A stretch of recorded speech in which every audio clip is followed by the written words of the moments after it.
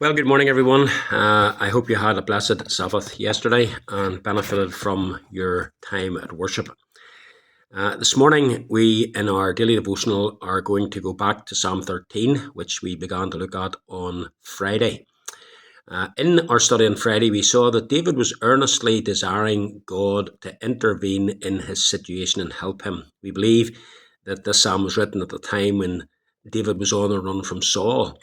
And the four how long questions strongly suggest that he's been subject to this particular trial for quite some time. And it's getting to the stage now where David feels he can hardly wait any longer on God to intervene.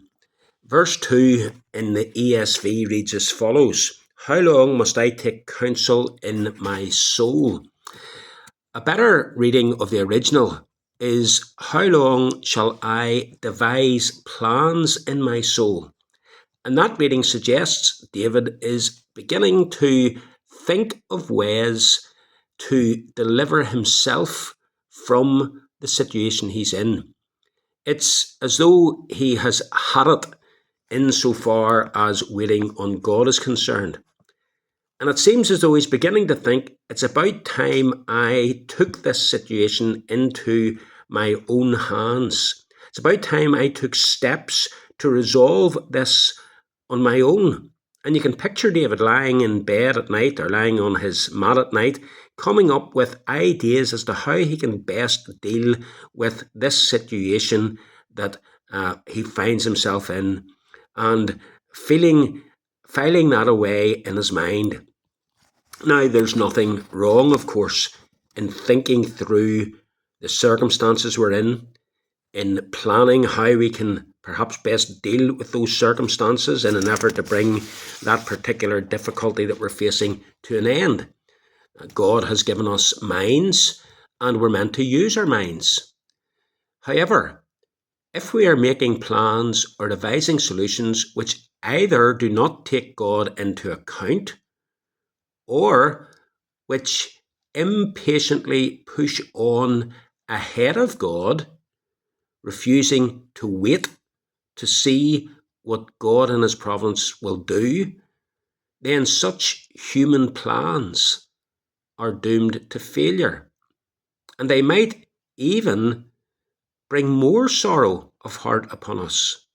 Maybe that's what David is alluding to in the second part of verse 2. How long shall I devise plans in my soul and have sorrow in my heart all the day? It's as if his own plans ended up bringing him even more sorrow. God's delays in answering our prayers and acting on our behalf in our circumstances are always for a reason. God has a reason why He doesn't act immediately in some cases. And our responsibility is to wait patiently on the Lord in an attitude of trust, in an attitude of faith, knowing that in due course, God will come to our help. You remember the words of Psalm 27 and verse 14. Wait on the Lord. Be strong and let your heart take courage. Wait, I say, on the Lord. David found it hard to wait. And as a result of that, he probably acted impulsively. And this psalm is alluding to that. And brethren, in our trials, we can find it difficult sometimes to wait on the Lord. And we can devise plans in our own heart. And we can push ahead with those plans only to find that it brings even more sorrow. What we need to do is to wait patiently on the Lord, as the psalmist says in Psalm 27, to be strong and let our hearts take courage. Wait, I say, on the Lord. May God give us that ability when we are facing trials to patiently wait on Him, to act in His providence for our good, because He will. Have a good day. Every blessing.